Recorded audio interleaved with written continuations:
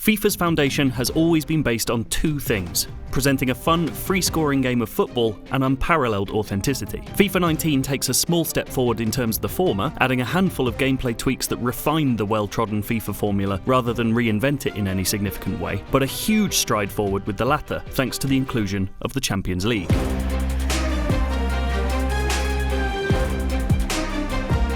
FIFA 19's gameplay innovation is precision control, which, when used effectively, creates new openings through subtle movements, body feints, and fancy flicks. But for every slick piece of control, there's an equal moment of miscontrol as the ball gets away from you. However, once mastered, the free-flowing football creates some of the game's most eye-catching, satisfying moments. Similarly, there's an extra layer to finishing that works much like Gears of War's active reload mechanic to add a level of risk to any potential goal threat. Get it right and the shot will fizz like a rocket, and although it doesn't necessarily guarantee a goal, it certainly improves your odds. However, get it slightly wrong and the player embarrassingly fumbles the shot. Overall, this system can feel like the reward doesn't justify the risk when shooting the traditional way still works so well. Elsewhere, passing accuracy is a lot less automatic. While the resulting imprecision takes some getting used to, it's a rewarding and welcome improvement over the laser precision passes of FIFA 18. Pace is also no longer as easy a route to goal, and even a player as quick as Leroy Sané will need to check back on occasion when a chasing fullback catches up to him.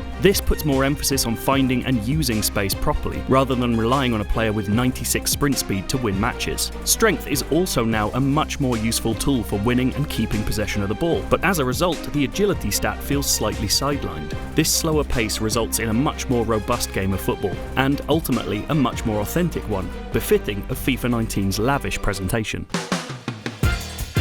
The fidelity of that presentation has long been FIFA's calling card, and the addition of the Champions League is welcome, taking away the one licensing bragging right that Pro Evolution Soccer has always had over its perennial rival. All of the pomp and circumstance of Europe's premier club competition is present and correct. That authenticity goes beyond the Champions League too. There are 16 new La Liga stadiums, along with carefully reproduced atmospheres that fill them with life. Plus, Tottenham Hotspur's new stadium is included, even before construction on the real thing has been completed. The players inside the grounds look better than ever also. They move more fluidly than ever, appearing to sense and react to the ball and the players around them. Defenders will back into opposition forwards to shepherd a ball out of play, and will attempt new ways to trap the ball if it comes to them at an awkward angle, making them feel more human as they naturally adjust to each situation they find themselves in. The new licenses have been woven into every game mode possible. The Champions League can be played as part of the career mode, and can also be found in the kickoff menu, with each stage available to play separately. Integration with Ultimate Team in the form of live content updates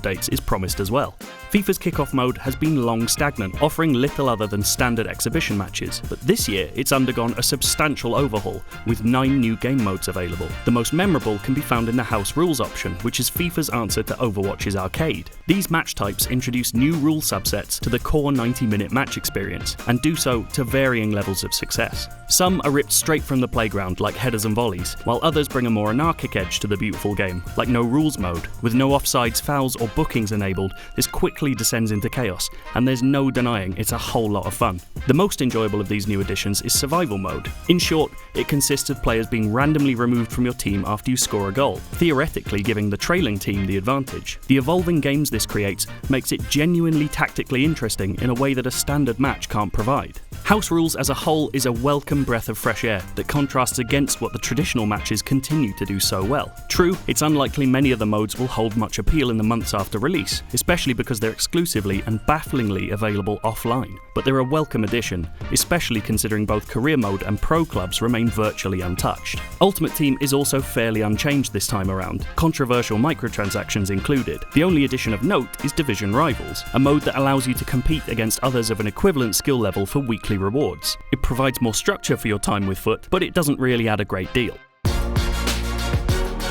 The journey also returns once again, now in its 3rd year of Alex Hunter's story, with a 16-hour campaign that's more soap opera than Sopranos. The Journey Champions tells 3 separate storylines, one for each of the 3 protagonists, as they tackle their own challenges. Alex the Galactico is adjusting to stardom in Madrid, his teenage sister Kim's battling between being a World Cup star and finishing her schoolwork, and Danny Williams, a parody of a Premier League footballer, is at odds with the people that surround him. This story, which can be played as one complete interwoven narrative or split split into 3 separate threads, is bookended by some of the most compelling scenes in any of the journey modes so far, but suffers from a second chapter that's way too bloated and is crying out for some variety. It's especially disappointing that none of the new House Rules modes found their way into the mix. Disappointingly, choices you make seem without consequence, with key decisions having little impact. In truth, it's a heavily scripted story hidden behind a thin veil of choice, both on and off the pitch.